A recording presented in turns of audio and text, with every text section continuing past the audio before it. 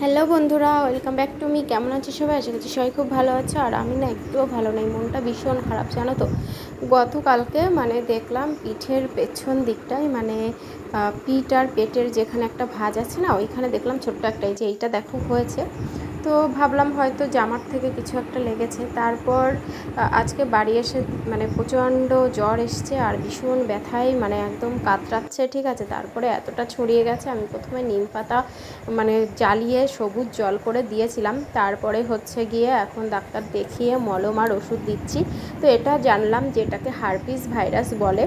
তো এটা হলে ভীষণই কষ্ট হয়, যার হয়েছে সেই বোঝে আর বাড়ির লোকজনরা বোঝে, ঠিক আছে। যতই হোক আমার ভীষণই খারাপ লাগছে, খুব কষ্টও লাগছে, কারণ এরকম মানুষটাকে আমি কোনোদিনও এইভাবে ঝিমিয়ে পড়তে দেখিনি, ঠিক আছে।